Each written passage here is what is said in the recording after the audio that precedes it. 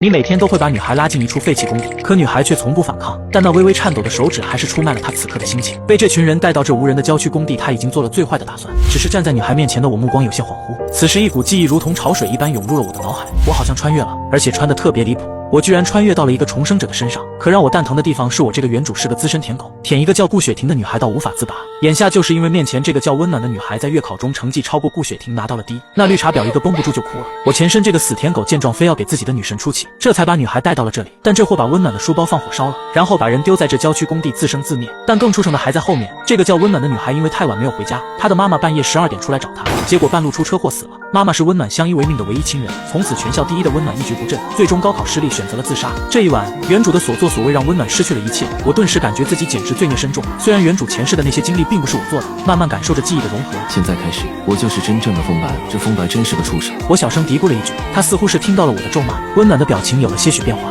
我从他眼里看到了一瞬间的疑惑，然后又恢复成无尽的冷漠。我有些头疼，装作漫不经心的语气开口道：欺负一个女人着实没什么意思，算了，你走吧。听到我要就此作罢，身后的一个小弟立马出声：唉，峰哥，就让他这么走了。我给了他一个死亡凝视。怎么，你有意见？一群大老爷们欺负个女人，这么没出息的事情老子干不出来。走了走了，各回各家各找各妈。目送几个小弟散去，我又看向还在凝视自己的温暖。你还看啥？走吧。他虽然有些疑惑我为什么突然终止了恶行，但不用被继续欺负总归是好的。我从口袋里掏出手机看了一眼，都已经10点多了，这里是郊区，温暖的家正好在反方向，要是让他这样走回去，怕是得2个小时。我盯着自己停放在旁边的摩托车发钱袋，寻思着得找个什么理由他才愿意上我的车呢。温暖的脚步很快，他没有手表，也没有手机，只能根据之前耽误的时间估算一下现在几点。他微微蹙眉，现在应该已经很晚了，妈妈肯定会担心他的。妈妈的身体不好，自己很晚回去的话，妈妈会跑出去找他。未上车，我载你一程。我一个急刹将车横在温暖的面前，可他并没有要上车的意思。怎么不愿意？我不会上你的车，大不了我走回来。还没等他把狠话说完，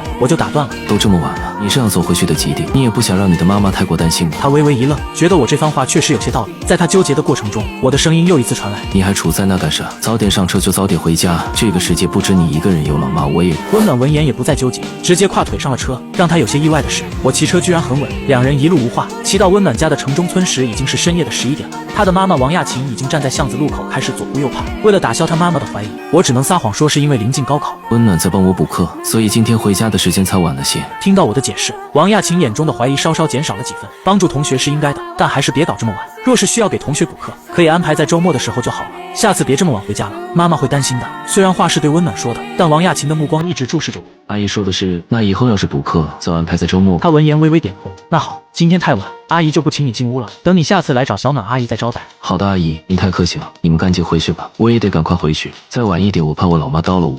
听着我开玩笑似的语气，王亚琴也笑了起来。好好好，孩子你也快回去吧，路上注意安全。好的，阿姨再见。哎，小暖，你怎么不跟同学告个别？此时温暖盯着我的背影，冷漠的俏脸上多了些古怪。周末补课，他不会真的要来吧？第二天我起了个大早，在卫生间洗漱过后，我下楼找了家包子铺买了10个包子，然后便骑着我的摩托车风风火火的来到学校。刚一坐下，温暖也从门口走了进来，他还是老样子，浑身上下都写着生人勿近。吃了2个包子后，我站起身，在经过温暖的课桌时，发现他桌上正放着馒头和咸菜。印象中他似乎一直都是这样吃早饭的。我那里有包子和蛋汤。我伸手指了指，随即目光有些刻意的看向别处。昨天的事情我还没跟你说声对不起，今天的早饭我买多了，要么你换换口味，反正丢了也是浪费。他依旧是一副冷冷的样子，奇怪的看了我一眼。不要，我的小脾气也上来了，软的看来是不行，那就来硬的。怎么不吃？是不是不给我面子？好好好，你今天要是不吃，晚上放学别走。他撇过头看向窗外，还是没有理会我，只是伸向了馒头的手，在半途中转向了包子，随后一小口一小口的吃了起来。我满意的点点头，回到自己的座位上，翻看起了课本，开始学习。对自己的要求不低，不说多顶尖的大学，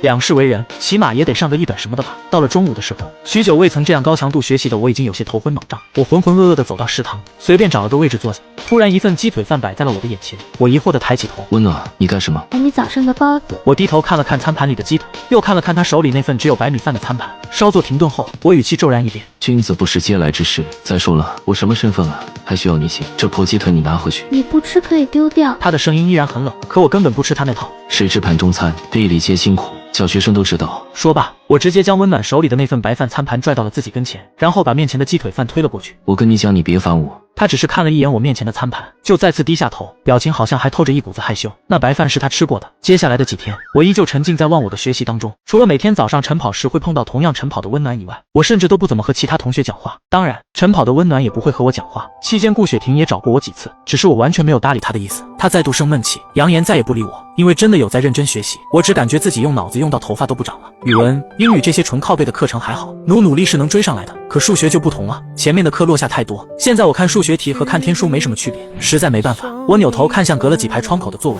在众多同学诧异的目光下，走到了温暖面前。我拉过来一个座椅坐下，他抬头看了我一眼，默默地把手里的凉馒头塞进书桌里。他的动作其实很小，可这些小举动完全逃不过我的目光。不过我没吱声，只是拿出自己的数学书指了指。你能不能帮我讲讲题？温暖顿了几秒，抬头看向我的目光有些疑惑，似乎在确认我是不是在逗他玩。我不会，这些题我一点都看不懂，实在没办法了。好，他没再说什么，直奔主题，认真开始给我讲解。在他讲题的时候，浑身上下散发出一种与平时完全不同的气质，是自信，绝对的自信。我曾在顾雪婷的身上看到过这种自信，因为顾雪婷学习好，长相好，家世也不错，但温暖不同，她大部分的时候都跟个边缘人一样。她太冷，而且家里条件也不好，一个有心气、自尊心很强的女孩子，家庭条件不好，真的会让他们失去那种自信的气息。这题的基础解法就是这样，你听懂没有？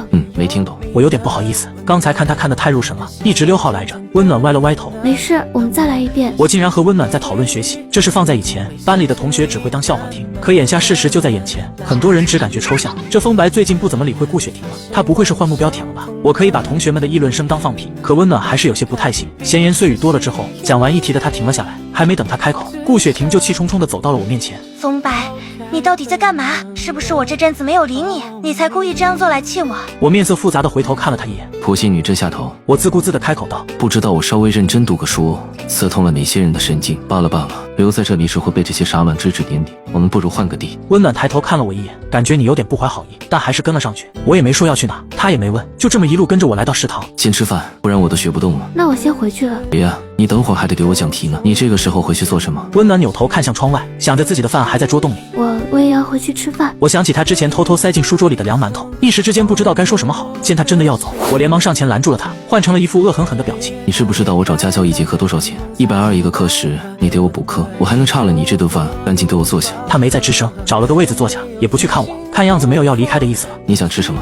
随便吧。我没继续问，想从女生嘴里问出随便是什么，那可太难了。于是我便独自跑去打饭窗口，专挑贵的点，这个，还有这个，每样双份，看你以后还敢随便。可当我把餐盘端过去的时候，温暖居然没说点太多了吃不掉之类的话，只是看了看餐盘上的食物后，小声地说了声谢谢。谢谢。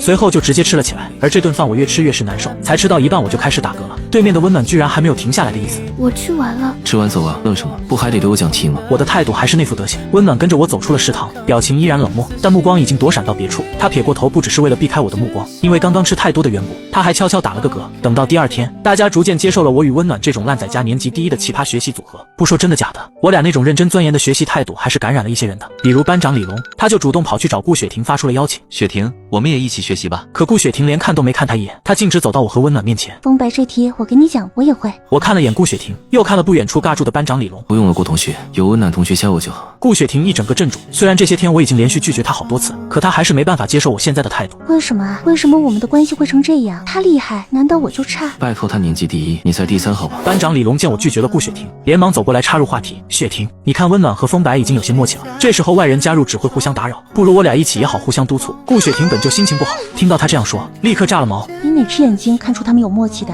你那破眼睛是用来喘气的吗？说完便直接甩脸子走出了教室。李龙被顾雪婷打脸2次，脸色也是一阵青红，他有些忌惮地看着我，在我面前，他那班长的身份毫无威胁，要说把我给怎么着，他是没那个胆量的。可如果是温暖的话，李龙的目光开始闪烁起来。今天是周6，白天大家还是照旧的学习，一直到了傍晚，我准备照例喊温暖一起去食堂吃饭，可窗边的那个位子上并没有人。起初我也没放在心上，就准备坐下来等一会儿，可刚坐下来没多久，耳边就传来了些闲言碎语。温暖被老黄叫走了，听说是和风白的事情，早恋。是啊，估计是要叫家长了，也不知道温暖是怎么想的，整天和他混在一起。我突然起身，刚才还在传八卦的几个人立刻闭上了嘴。我走到其中一人的身旁，笑眯眯地问：这事是谁传的？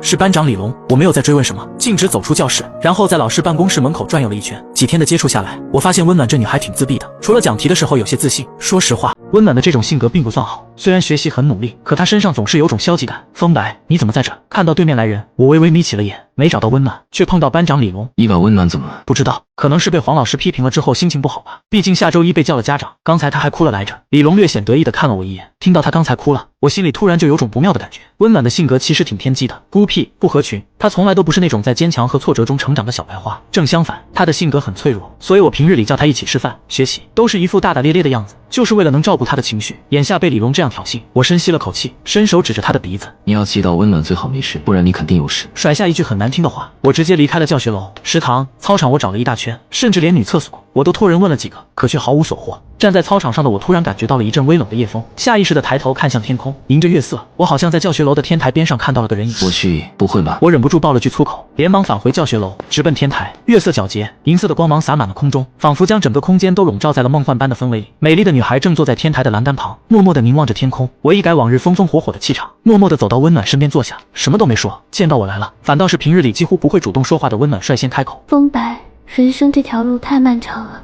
那些哲学书上说，人生就是一条路，途中会历经坎坷风雨，有时候要迎着风，要顶着雨，好累啊。说完，温暖便回头看向我，这是他第一次这样主动和我直视，目光有些刺眼，像是在期待我的回答。我没有着急开口，而是同样注视着他，稍作思考，难道他还有抑郁的症状？你想死？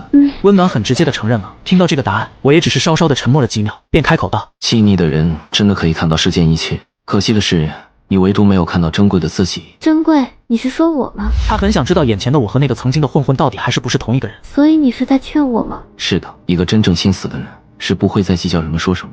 一个拿死说来说去的，以我的经验来看，并不是真的想死，而是什么？而是还在渴望爱。这一瞬间，温暖的目光中似乎多了些光，虽然又很快熄灭。他低下头，声音又恢复了往日的冷漠。我没惹过任何人。我笑着站起身，因为他一旦恢复这种冷冷的状态，那就说明他好了，好了，就不会再想死。不过温暖却有些不理解我在笑什么。我突然咧嘴，露出2排洁白的牙齿。因为看到你开心，我也开心。